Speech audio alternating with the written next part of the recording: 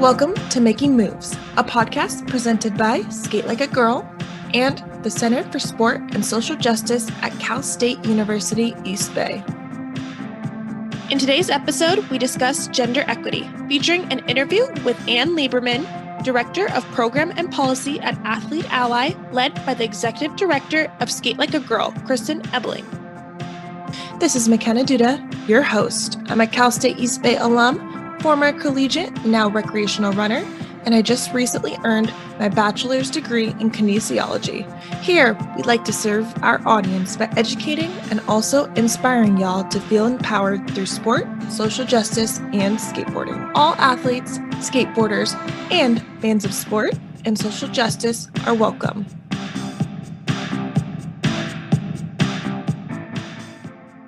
Alrighty, folks, let's take this moment to be mindful. Your water intake correlates with body temperature regulation, body waste removal, and it can have so much to do with your current energy levels. Water is fundamental to maintaining your health, so go finish that glass of water.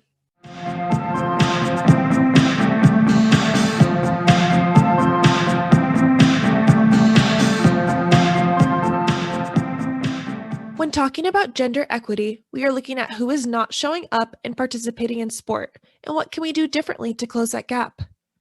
We find it of utmost importance to support all individuals wanting to live an active lifestyle. No one should feel the need to hide a significant part of their identity in order to do so. So, when someone remains unsupported by the current structure of sports, the implementation of change must also include these individuals within the organizational planning of sport. Let's make it happen. What's up, everybody? It's Kristin Ebeling here, she and her pronouns. I am the Executive Director of Skate Like a Girl. I'm super excited to welcome back my friends and fans of social justice, skateboarding, and sports. Super excited today to chat with my friend Anne Lieberman. Anne is a social justice strategist in sport policy work and a lifelong athlete. Currently, Anne serves as the Director of Policy and Programs for Athlete Ally, a nonprofit organization working to dismantle the structures of oppression that isolate, exclude, and endanger LGBTQ+ people in sport. Anne has over a decade of experience in advancing rights and gender equity globally, including leading grant-making and advocacy efforts in South and Southeast Asia for American Jewish World Service, and 2 years in Thailand on a Fulbright Fellowship conducting research on gender and sexuality in Muay Thai.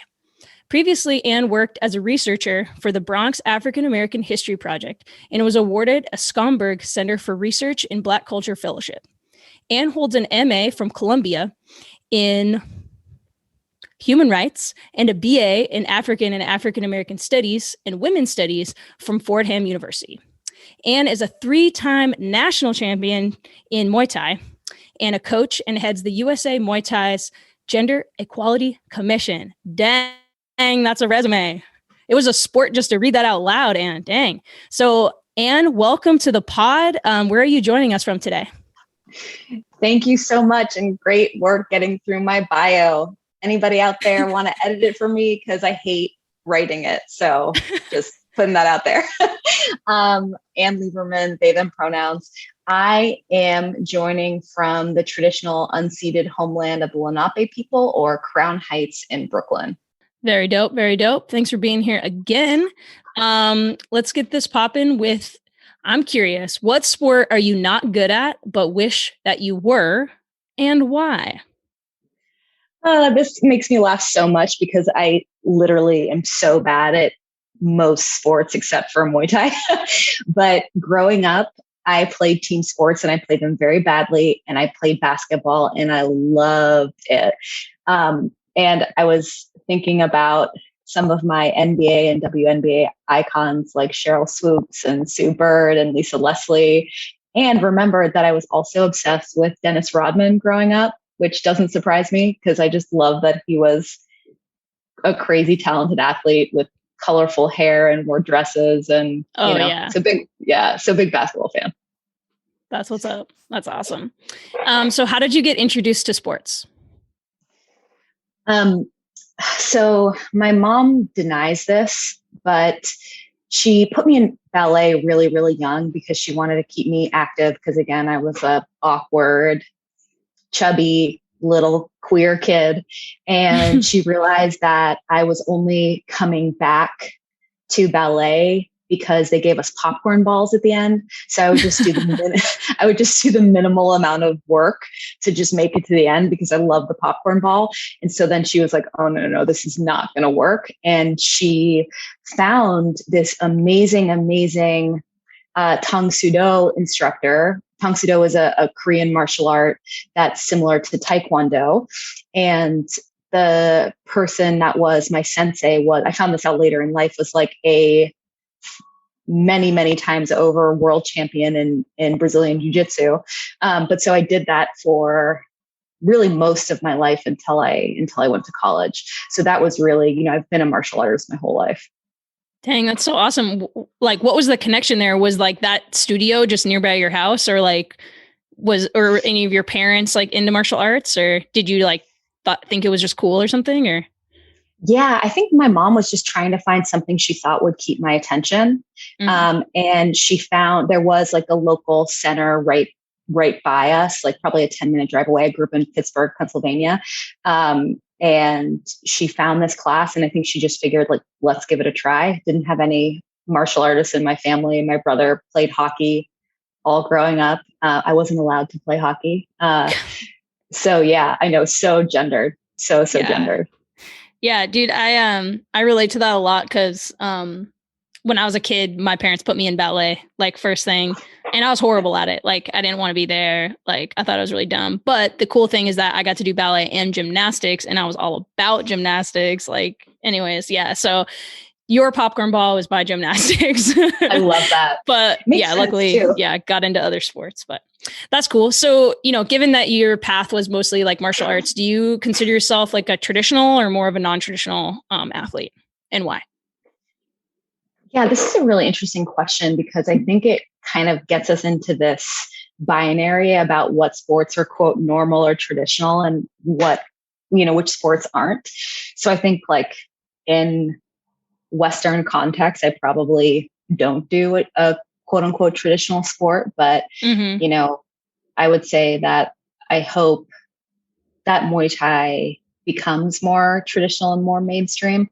I also think about like, is loving to fight people traditional? I don't know, but yeah, but I do love it. But I think it's a really interesting question. Cool. Yeah. So somebody that's not super familiar with it outside of like big matches and stuff like that, is it fairly like representative and diverse, like in your opinion, or is Muay Thai still pretty, or like, I guess, I don't know, martial arts in general, do you feel like it's still like dominated by a certain, identity group? Yeah, it's definitely very, very male dominated overall, but that's definitely shifting. Muay Thai is interesting because you really are seeing much more interest in Muay Thai now that MMA has become so popular because, Muay Thai. So folks who don't know, Muay Thai is a martial art that originated in Thailand, and it's similar to American style kickboxing. But in addition to your hands and feet, you can also use your elbows and your knees to strike, which is why it's been so heavily utilized in MMA, because it's just such a beautiful and intense striking sport, and it's really exciting to watch, and allows that kind of diversity in striking that, you can elbow and knee somebody in the clinch and then bring them to the ground and work on your ground game. So sick. Yeah, it's really, really great. But I would say in the past 5 years or so, with more promotions, like one championship, for example, being much more accessible around the world, Muay Thai on its own has become much more popular. Nice. That's awesome. Thanks for giving me some insight. Appreciate that. I love hearing about people's passions. Like I get so excited. But speaking of another passion of yours, let's talk a little bit about Athlete Ally, the organization you work for, and tell us like maybe your mission and like maybe more on the ground. What are some projects you're working on with the organization? Yeah. So Athlete Ally, I'm happy to say that this is our 10-year anniversary. Woo, yeah. So excited about that. Double digits, baby.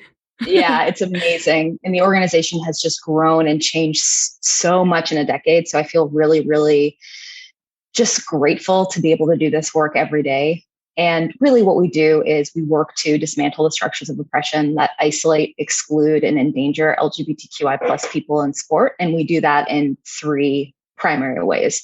So the first is through education, the second is through policy advocacy, and the third is through athlete activism.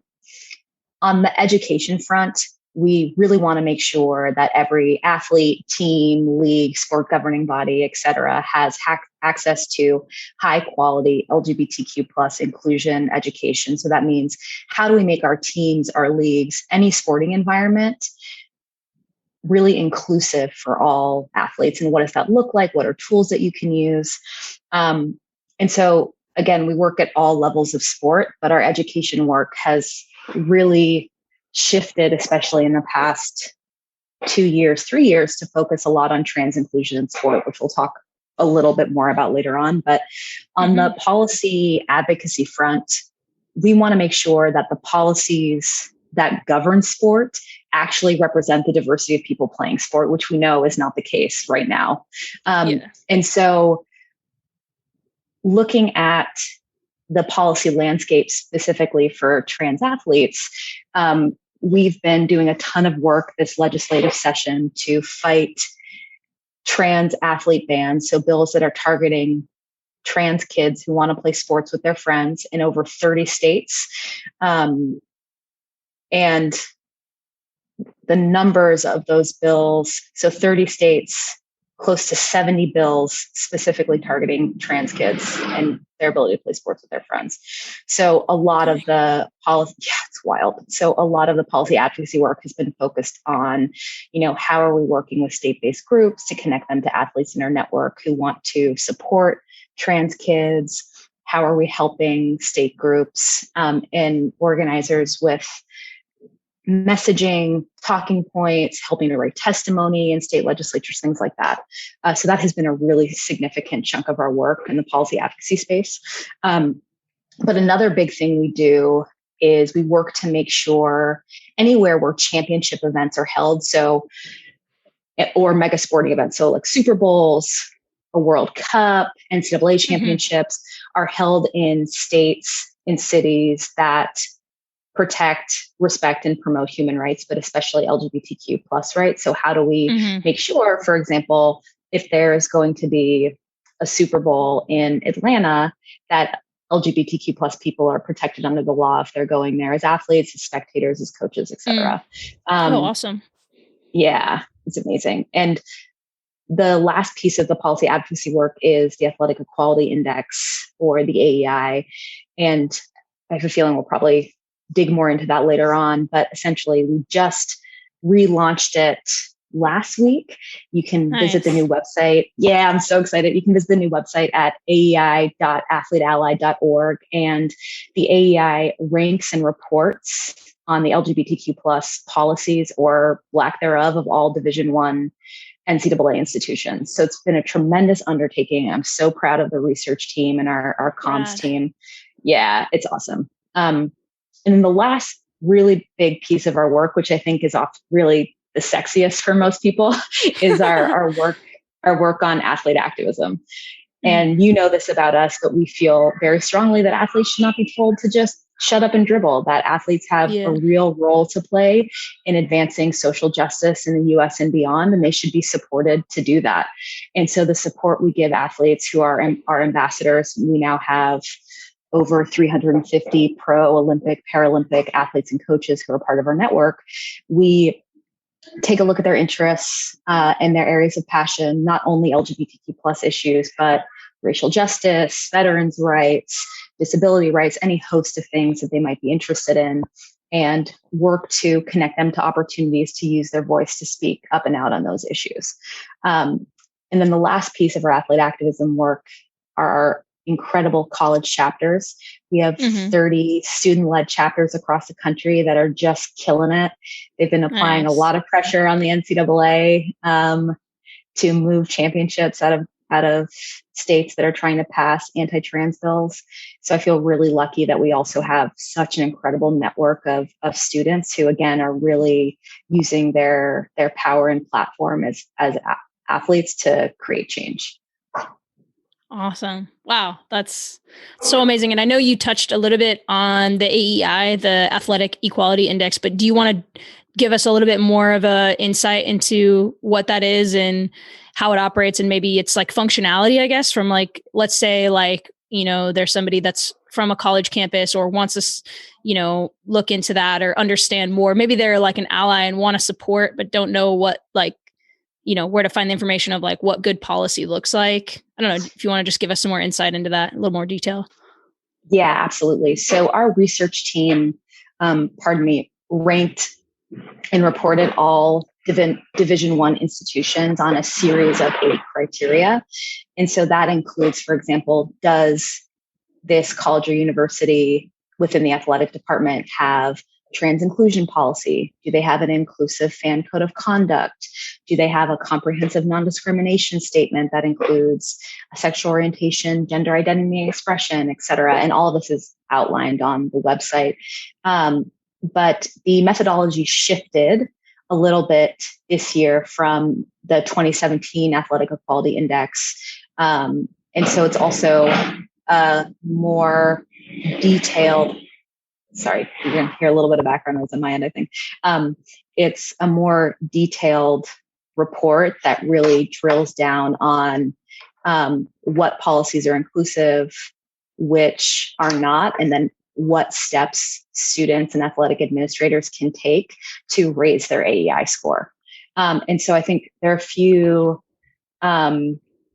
pieces that were really shocking about the report. So one is that we know that when there are LGBTQ plus educational resources readily available on athletic department websites, that LGBTQ plus student athletes and staff can talk about issues and get support without fear of repercussions. But 70% of Division I athletic departments don't offer any resources. So that's something that we're trying very hard to change. Wow. Yeah. And the other piece as well that I think is a really significant stat from the report is that even though we've seen so many more athletes coming out as LGBTQ plus in college, and this is even before being recruited, only 2.8% of NCAA Division I athletes compete in departments that fully protect and support their LGBTQ plus identities. Whoa. So we have a lot of work to do, but the good thing about the AEI is that we now have a baseline. And so it's only up from here. Nice. Can you share maybe some things that make like an NCAA Division I program really stand out as being, in line with the mission of Athlete Ally? Like maybe what are some things, like tangible things that they do to really support those LGBTQ plus athletes? Yeah. So I think in addition to some of the policies that we mentioned, the practices are really important too. So, and some of those include, is there training available for coaches, staff, and athletes on LGBTQ plus inclusion? There's quite a bit on trans inclusive policies and departments. Do athletic departments partner with their campus LGBTQ center? So we're also looking for those relationships as an indication of the athletic department's kind of awareness and commitment to LGBTQ plus inclusion. And then I think the last piece of that is really around, are there LGBTQ plus educational resources readily available on the website? And that's a big part of the AEI. It's not only about having the policies or the practices, it's about, is this information readily available so that a student who's being recruited or a current student athlete can see the support from the athletic department without having to dig around or potentially put themselves at risk or out themselves by asking for that information. Gotcha. Okay, cool. Yeah. Thank you for giving a little more detail there. Helpful. Yeah. Cool. So speaking of, the work that you do, you mentioned trans athletes and, how that's big in the news right now and all this horrible legislation and all that stuff. Can you share just some of the common misconceptions or false narratives around trans athletes in sport? How much time do I have? Take as much as you need. Yeah, thank you for asking this question. I think before I do that, I want to say that this has been the most harrowing legislative session in history for LGBTQ plus people. We are trying to fight over 300 anti-LGBTQ plus bills all around the country in more than half the country. And then in terms of the anti-trans bills, both the athlete bans and the healthcare bans, those make up a third of that overall 300 number. So it's been crazy to see the backlash at the state level that's really focusing on one of our most vulnerable and often marginalized communities, which are trans kids. So I just want to say that up front, that we are in a very particular and very scary political moment. And it's been so emotional and just heartbreaking to see the way in which legislators across the country have been debating the humanity and identity of kids.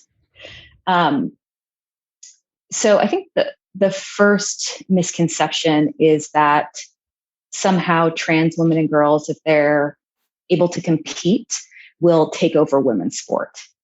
So the first piece is that there's no empirical evidence that trans women and girls have or will ever dominate women's sport.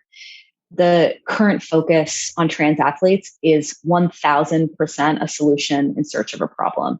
It's a tactic that's being used by the far right to, again, target trans kids, target trans people, because there's a lot of misunderstanding and misinformation overall about trans kids and trans people.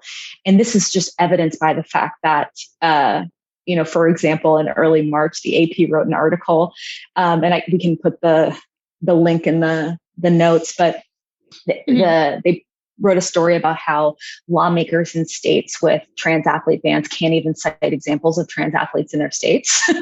That a lot of the language is just, and this is from a newswire, a very credible newswire. It's from the AP, right? So, and so this has also been something that media has tried to report on, which is the fact that these lawmakers just can't cite examples of trans athletes in their states, and also are not doing the work to actually protect and promote women's sport. Another example of this is many of the lawmakers will consistently talk about two young Black trans women, and that's important, and I'll come back to that in a moment, Andrea Ewart and Terry Miller in Connecticut, as examples of, trans women and girls are taking over women's sport. These girls in Connecticut won everything. They got scholarships, which is entirely not true. Andrea and Terry, they won some races. They lost some races, just like any athlete. They also worked their butts off and they're incredibly driven young women. And even the group of young women who filed a case against Terry and Andrea in the Connecticut High School Athletic Association, they did this in partnership with the Alliance Defending Freedom, which is a known hate group. These girls also beat Andrea and Terry in races. And Andrea and Terry did not receive any athletic scholarships. And actually, Andrea is not even running anymore in college because everything that she experienced in high school was so painful. And the violent rhetoric from the media, from parents, was just too much. So it's important also to think about, the impact on trans kids when they're put under a microscope and are the target of hate, and really, really intense hate at that. I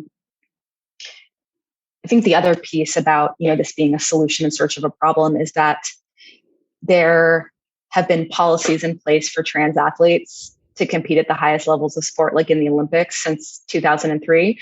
And in over 54,000 athletes, not a single athlete has been openly trans that has competed in the Olympics. Another common misconception is, isn't that wild? That's wild. I mean, you would think with the way the right comes at this, that there would be like this overabundance, but it's totally right. Like what you were saying, it's like a solution in search of a problem. Like the problem doesn't really exist. People are just scared of what they don't know. And they're just, it just seems like fear mongering. It's absolutely fear mongering. And actually they're the exact same arguments that were used in the case against Renee Richards from playing tennis in the 70s. Exactly the same arguments. They were talking about the impending takeover of trans women and women and girls sport, which of course never happened and is not going to happen. The other thing we hear over and over again is that trans women and girls have some kind of inherent advantage over cis women and girls in sport, which is also not true. Trans girls and trans kids in general face such an uphill battle in every single aspects of their lives. So much discrimination, so much violence that it makes it difficult for them to even stay in school. And there was a US trans survey that said that 22% of trans women who were perceived as trans were harassed so badly that they were forced to leave school. Dang. Trans women, trans kids face higher rates of depression and suicide. So the idea that trans women and girls have some kind of advantage simply because they're trans absolutely ignores the reality of the rest of their lives. And trans girls, like all girls, just want to play sports with their friends and be a part of a community, a team. They want to feel like kids and get access to all the amazing life-saving benefits of sport. And no person would pretend to be trans to achieve some kind of glory in women's sports, especially because it is so hard right now to be trans in the United States. Like we talked about, the levels of harassment, violence, bullying, all of it is just so hard to endure. And I think the last piece I'll say, because there's just so much, but I'm somebody who grew up worshiping women's sports, as a non-binary person. And, I grew up in Pittsburgh in the 90s and I had no words for my gender identity. Sports was one of the only places where I felt like myself, where I felt embodied, where the bullying stopped for like 2 seconds and I could just, forget everything and everything fell away. And not only do I want every kid to have access to the life-saving benefits of sport that I did, but I also want us to actually address the very real and documented challenges to women's sports. Like I want all schools to be in compliance with Title IX. I want women's programs and programs for young girls to be properly funded. I want women to have equal pay. Like these are the issues. Straight up. The issues are not trans athletes. And in all of the amazing organizations that have done research on gender equity in sport, like the Women's Sports Foundation, they released a report called Chasing Equity in 2019 that is incredibly thorough. And guess what is not mentioned anywhere in that report? Trans athletes, because they're not a threat to women's sports. So it's so painful to see this narrative unfolding, because at the end of the day, there are real people and real kids that pay the consequences of lawmakers' actions. And it's just been so heartbreaking to watch. Definitely. Yeah. I wanted to speak to two things that you brought up because it just kind of was like buzzing off of my head. I was like, yes. And I think the first one is just when you talked about advantages, and like, just from my realm of skateboarding, I've talked about this for years. I'm like, people are stressed about like trans women coming into skateboarding or whatever, or trans men or whatever. Like people have all this fear around trans folks, but it's like, and how they have some advantage or something. But if you think about it, it's like, what about the kid that has the parents that like built them a vert ramp in their backyard? Like I know kids that straight up, their parents are so wealthy, they have their own private skate park in their backyard, or they get to go to skate camp every summer, or they always have new skate equipment, And if you think about that on a global scale with other sports, there's so many advantages and people are not up in arms about those. Like, especially if you think about in the Winter Olympics and snow sports and who has access to snow sports, so yeah, I just wanted to say that was like buzzing in my head. I was like, yes. And the second thing you said about just the life-changing nature of sport and where the bullying goes away, and that that very much resonated with me. I was the girl that played football with the boys at recess. Like sports was the only area that I really felt like I could fully be myself, and robbing that of young people and any human being, but especially young people. Like, man, I got chills when you were talking about that. Like, it just breaks my heart. So thank you for, sharing and unpacking those myths and fictions. And, hopefully we can, as a community, start to, talk about the real inequities, which are like, making sure women do have more access to sport. If that's the concern, okay, let's go for it. Like, what's up with Title IX? So definitely hit the nail on the head with that. Awesome. So speaking of like kind of some gaps and all that, I know you do a lot of work, and, you have the NCAA under a microscope in a lot of ways, which is amazing. Can you share maybe some bigger wins at the collegiate level, and or like what are some big gaps that we're looking at just in NCAA in particular? Yeah. So I want to start by saying that there are some folks inside the NCAA that are doing such good work and are trying so hard to make change. And it's been so frustrating to see the NCAA's lack of response specifically to the anti-trans laws that are threatening student athletes across the country. And though they have released a number of statements, all of the statements have fell short from actually saying that they'll uphold their 2016 non-discrimination policy and not hold championships in places that openly discriminate against trans athletes. So that's been really frustrating and just, again, heartbreaking to see. And I'm not sure why they just won't say the words, especially when over 700 student athletes on 2 different occasions signed on to an open letter to the NCAA calling on them to really make a strong statement in support of trans athletes. So that's been really, really challenging. And I know, again, the NCAA as an institution has a commitment to updating their 2011 trans inclusion guidelines, to change some language, to include non-binary athletes. So it's been really tough with the NCAA because there are some folks within it that are really trying to make change, but there's something happening at the leadership level that is not in line with the fundamental values of the fundamental express values of the NCAA as an institution, which has been really, really tough to watch. Gosh, yeah. That's such a bummer, but also like so classic, like people at the top, like not really getting it. Yeah, I've seen also, I don't know if you probably obviously saw this, but there was the whole thing with the different weight rooms during like the basketball tournaments and stuff. And, I don't know if you have any comments or thoughts on that, but I was particularly moved by that social media moment where athletes were speaking out, and then like it happened like that as soon as they're, put on blast like that. So I don't know, any thoughts or comments on that situation? Yeah. I was unfortunately not surprised knowing what I do about gender equity in NCAA sports, but I was really, really proud of the student athletes who put them on blast and said, look, like, let's talk about what our realities are right now.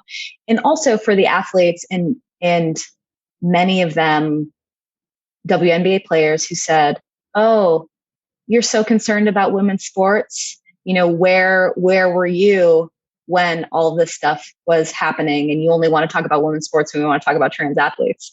So, the NCAA has a lot of work to do on gender equity more broadly, and also making sure that all of its member schools are in compliance with Title IX, which is not the case. Wow. I had no idea that was a thing. Like, I thought for sure, like at this point, like there's somebody making sure that happens. But if you're telling me right now, like there's schools out here that are just fully not in compliance. Yeah. Fully not in compliance. And so that's why when we talk about, again, like, Title IX is in place for a reason. And trans women and girls, by the way, are covered under Title IX and protected. So you can't discriminate against trans women and girls. Hell yeah.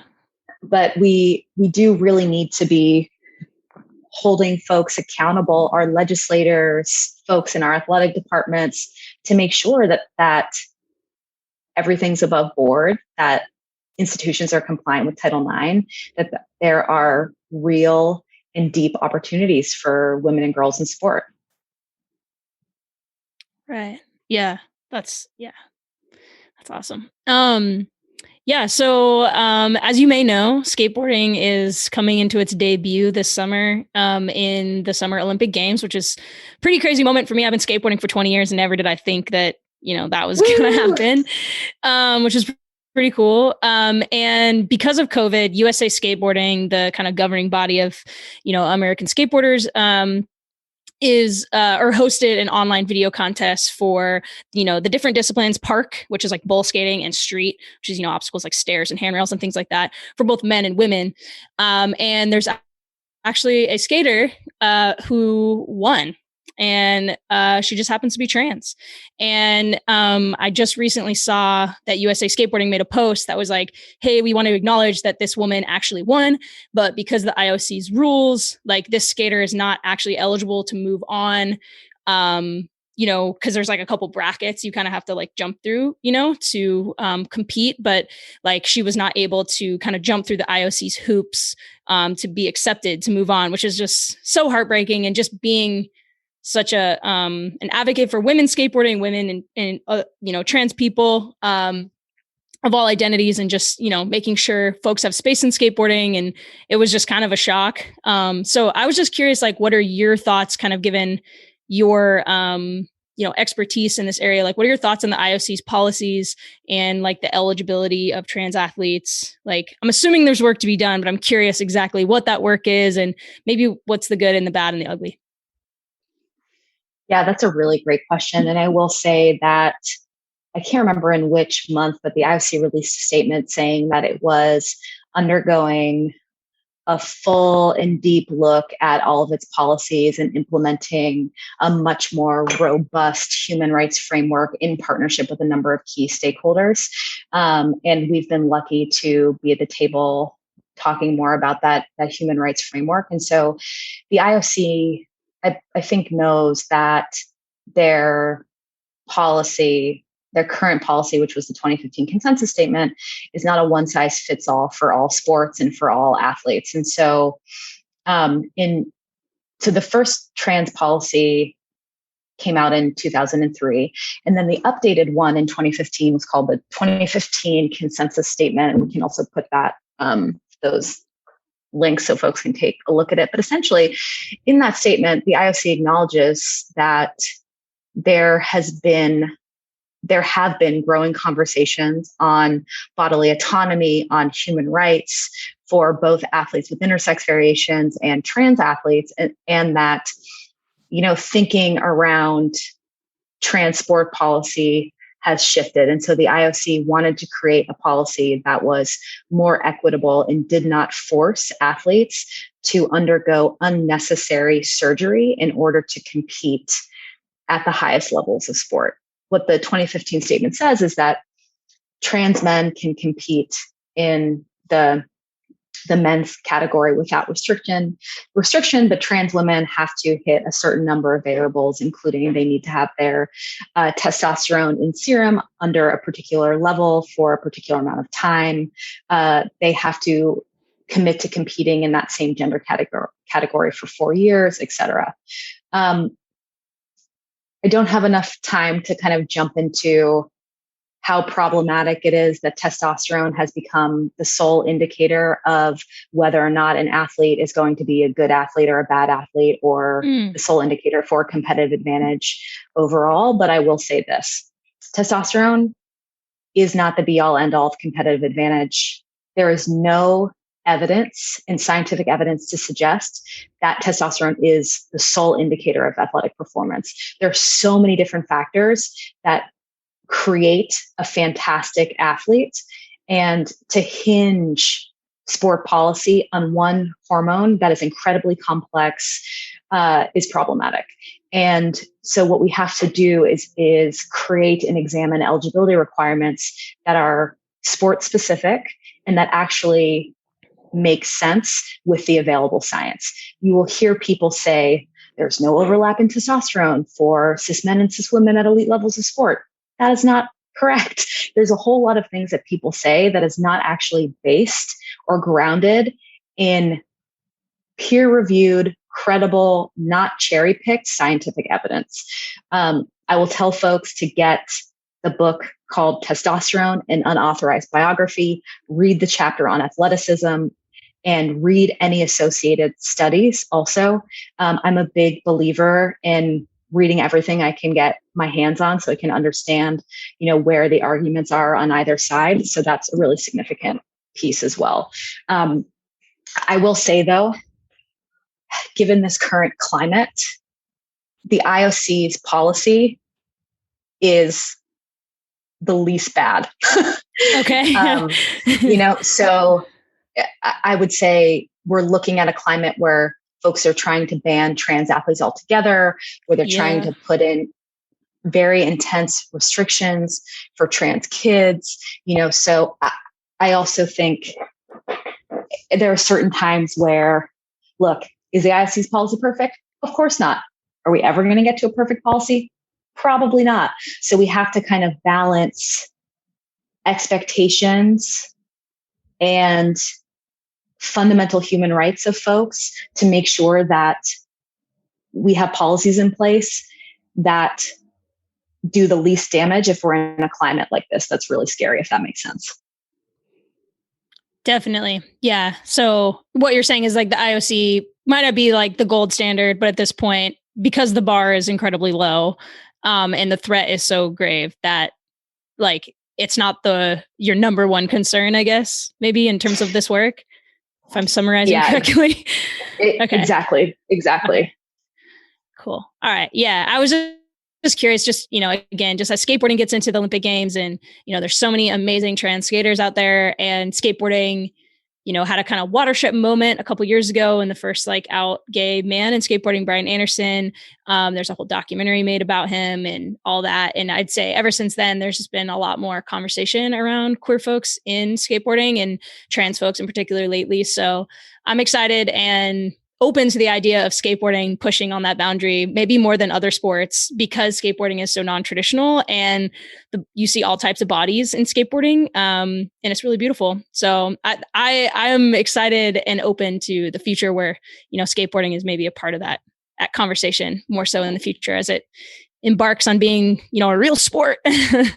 So and I think skateboarding really has that opportunity because you see so many different bodies in skateboarding, right? And so when we think about what makes somebody a successful skateboarder is different from what makes somebody a successful swimmer or somebody a successful Muay Thai fighter, so it's also really interesting to consider, again, how we think about competitive advantage, because it's not one size fits all. And also, we love sports because we have athletes in our lives that are just like crazy good specimens of nature, like we also like sports because they're not fair and because we have athletes who just like Michael Phelps, who have biological advantages. Yeah.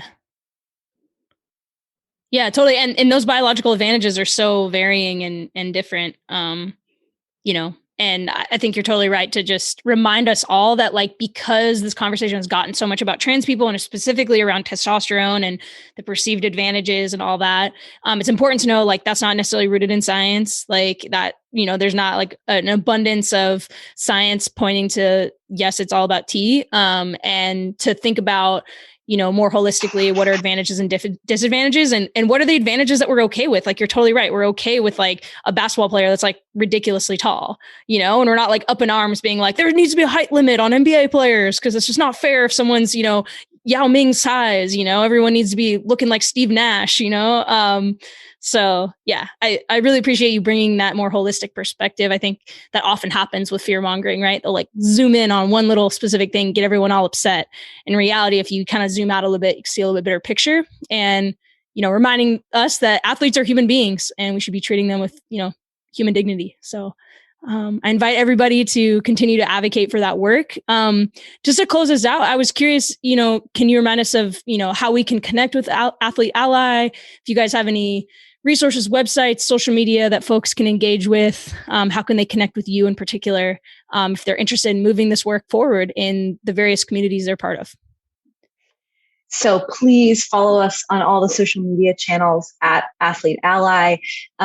I am somebody who is a community organizer at heart. I believe that each and every single one of us really has the ability to make a difference. So even if it's just resharing something or sharing something on social media, reaching out to folks that you know in your network who might live in one of these states where there are these horrific bans on trans kids existing, basically, you have the ability to start shifting the conversation. So follow us on social media, check out the AEI. Again, it's aei.athleteally.org. And I just want to thank you so much for having me. I love the work that you do. And even though I like to fight people, I'm a little risk adverse and I've always wanted to try skateboarding. So maybe sometime you can teach me. Yeah, I've done boxing, but I'd love to learn Muay Thai. So next time we hang out, we'll trade these. Sounds awesome. Yeah, I'd love that. I'd love that. Well, thank you again, Anne, for sharing about, your athletic journey and, your journey through Athlete Ally. I think what you do is amazing. And yeah, I'm excited for the future. So thanks again for joining us.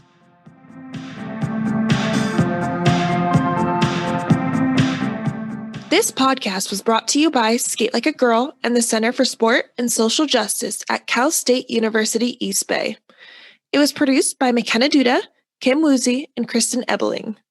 The music is by Marby Miller. A big thank you to Dr. Matthew Atencio and Dr. Missy Wright for their support.